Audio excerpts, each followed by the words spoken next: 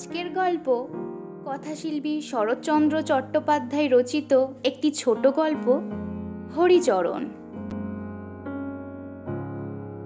সে আজ অনেক দিনের কথা, প্রায় 10-12 বৎসরের কথা।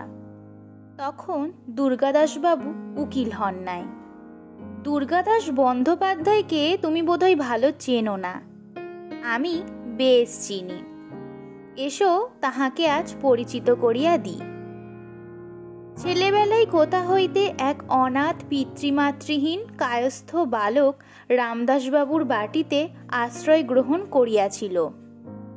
সকলেই বলিত ছেলেটি বড় ভালো, বেশ সুন্দর বুদ্ধিমান চাকর। দুর্গাদাসবাবুর পিতার বড় স্নেহের ভৃত্য।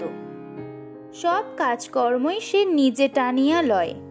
গরুর জাপ দেওয়া হইতে বাবুকে তেল মাখানো পর্যন্ত সমস্তই সে নিজে করিতে চাহে। সর্বদা ব্যস্ত থাকিতে বড় ভালোবাসে। ছেলেটির নাম হরিচরণ।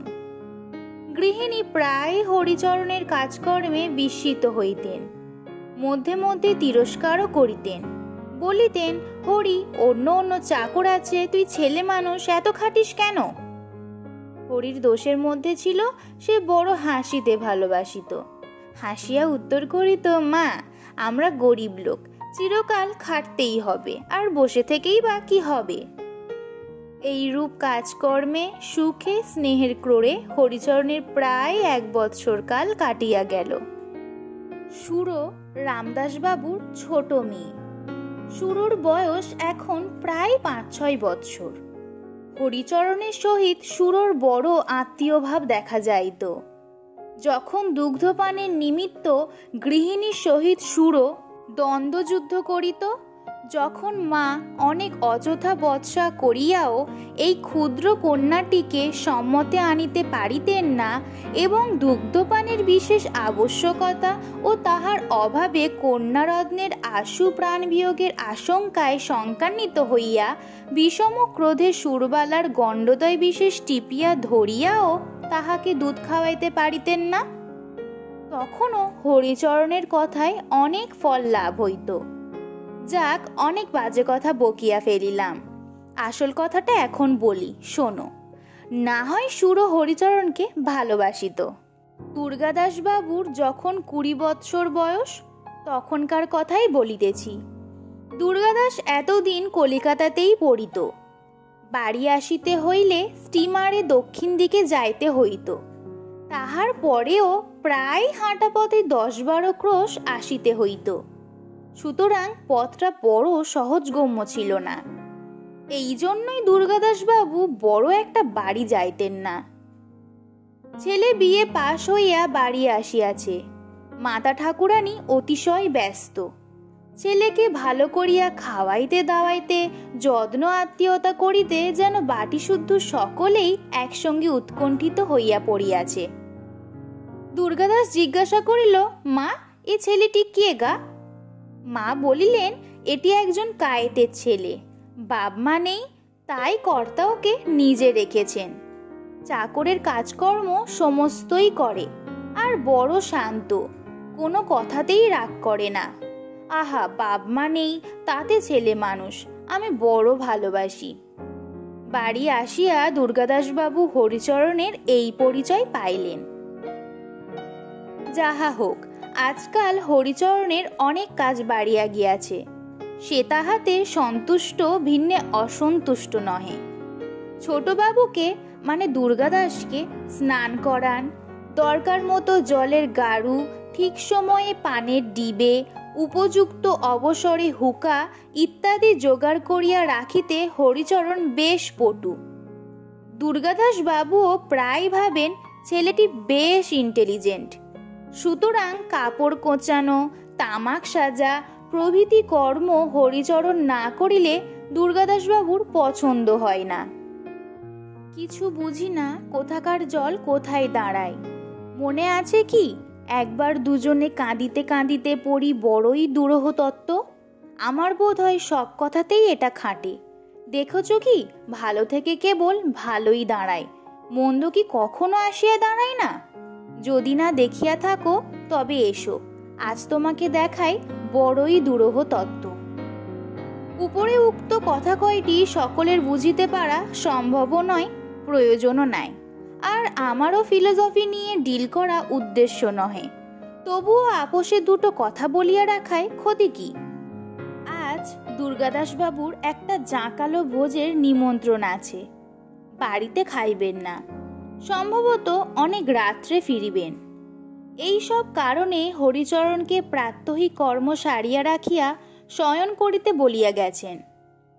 এখন হরিচরণের কথা বলি। দুর্গাদাসবাবু বাহিরে বসিবার ঘরেই রাত্রে শয়ন করিতেন, তাহার কারণ অনেকেই অবগত নহে। আমার বোধ হয় গৃহিণী বাপের বাড়িতে থাকায় বাহিরের ঘরে শয়ন করাই তাহার অধিক মনোনীত ছিল। রাত্রে দুর্গাদাসবাবুর শয্যা রচনা করা, তিনি শয়ন করিলে তাহার পদসেবা ইত্যাদি কাজ হরিচরণের ছিল। পরে বাবুর রীতিমতো নিদ্রাকর্ষণ হইলে হরিচরণ পাশের একটি ঘরে শুইতে যাইত। সন্ধ্যার প্রাক্কালেই হরিচরণের মাথা টিপটিপ করিতে লাগিল। হরিচরণ বুঝিল জ্বর আসিতে আর অধিক বিলম্ব নাই। মধ্যে মধ্যে তাহার প্রায়ই জ্বর হইত, সুতরাং এসব লক্ষণ তাহার বিশেষ জানা ছিল। হরিচরণ আর বসিতে পারিল না, ঘরে যাইয়া শুইয়া পড়িল। ছোটবাবুর যে বিছানা প্রস্তুত হইল না, এ কথা আর মনে রহিল না। রাত্রে সকলেই আহারাদি করিল, কিন্তু হরিচরণ আসিল না। গৃহিণী দেখিতে আসিলেন, হরিচরণ ঘুমাইয়া আছে। গায়ে হাত দিয়া দেখিলেন গা বড় গরম, বুঝিলেন জ্বর হইয়াছে, সুতরাং আর বিরক্ত না করিয়া চলিয়া গেলেন। রাত্রি প্রায় দ্বিপ্রহর হইয়াছে। ভোজ শেষ করিয়া দুর্গাদাসবাবু বাড়ি আসিয়া দেখিলেন শয্যা প্রস্তুত হয় নাই।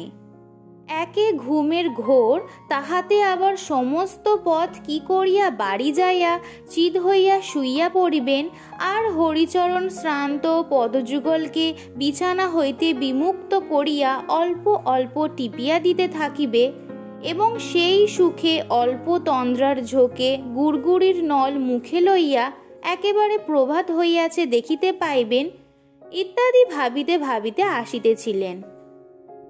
একেবারে হতাশ হইয়া বিষম জ্বলিয়া উঠিলেন। মহাক্রুদ্ধ হইয়া দুই চারিবার হরিচরণ, হরি, হরে ইত্যাদি রবে চিৎকার করিলেন, কিন্তু কোথায় হরি? সে জ্বরের প্রকোপে সংজ্ঞাহীন হইয়া পড়িয়া আছে। তখন দুর্গাদাসবাবু ভাবিলেন বেটা ঘুমাইয়া আছে। ঘরে গিয়া দেখিলেন বেশ মুড়ি দিয়া শুইয়া আছে। আর সহ্য হইল না, ভয়ানক জোরে হরির চুল ধরিয়া টানিয়া তাহাকে বসাইবার চেষ্টা করিলেন, কিন্তু হরি ঢলিয়া বিছানার উপর পুনর্বার শুইয়া পড়িল। তখন বিষম ক্রুদ্ধ হইয়া দুর্গাদাসবাবু হিতাহিত বিস্মিত হইলেন। হরির পিঠে সবুট পদাঘাত করিলেন। সে ভীমপ্রহরে চৈতন্যলাভ করিয়া উঠিয়া বসিল। দুর্গাদাসবাবু বলিলেন, কচি খোকা ঘুমিয়ে পড়েছে, বিছানাটা কি আমি করব? কথায় কথায় রাগ আরও বাড়িয়া গেল। হস্তের বেত্রযষ্টি আবার হরিচরণের পৃষ্ঠে বার 2-3 পড়িয়া গেল। হরি রাত্রে যখন পদসেবা করিতেছিল, তখন এক ফোঁটা গরম জল বোধহয় দুর্গাদাসবাবুর পায়ের উপর পড়িয়াছিল। সমস্ত রাত্রি দুর্গাদাসবাবুর নিদ্রা হয় নাই। এক ফোঁটা জল বড়ই গরম বোধ হইয়াছিল। দুর্গাদাসবাবু হরিচরণকে বড়ই ভালোবাসিতেন। তাহার নম্রতার জন্য সে দুর্গাদাসবাবুর কেন, সকলেরই প্রিয় পাত্র ছিল। বিশেষ এই মাসখানেকের ঘনিষ্ঠতায় সে আরও প্রিয় হইয়া দাঁড়াইয়াছিল। রাত্রে কতবার দুর্গাদাসবাবুর মনে হইল যে একবার দেখিয়া আসেন, কত লাগিয়াছে, কত ফুলিয়াছে, কিন্তু সে যে চাকর, তা তো ভালো দেখায় না। কতবার মনে হইল একবার জিজ্ঞাসা করিয়া আসেন জ্বরটা কমিয়াছে কিনা, কিন্তু তাহাতে যে লজ্জা বোধ হয়। সকালবেলায় হরিচরণ মুখ ধুইবার জল আনিয়া দিল, তামাক সাজিয়া দিল। দুর্গাদাসবাবু তখনও যদি বলিতেন, আহা সে তো বালক মাত্র, তখনও তো তাহার 13 বর্ষ উত্তীর্ণ হইয়া যায় নাই।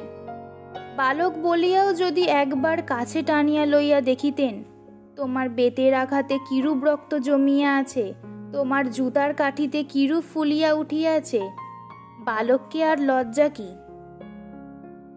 বেলা 9টার সময় কোথা হইতে একখানা টেলিগ্রাম আসিল।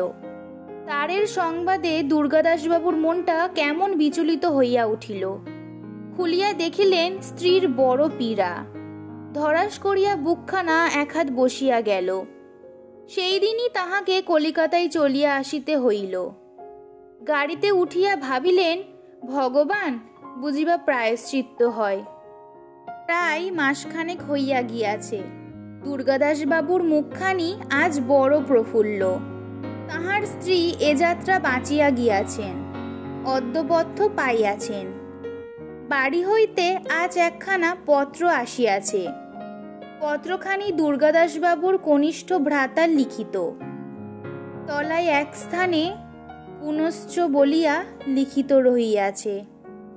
বড় দুঃখের কথা, কাল সকালবেলা 10 দিনের জ্বর বিকারে আমাদের হরিচরণ মরিয়া গিয়াছে।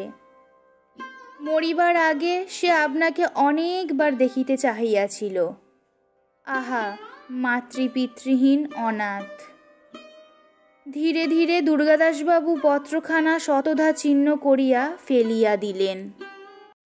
যদি এই গল্পটি আপনাদের ভালো লেগে থাকে তো লাইক, কমেন্ট, শেয়ার এবং সাবস্ক্রাইব করে পাশে থাকুন। আরও গল্প নিয়ে আসছি খুব শীঘ্রই। ভালো থাকবেন।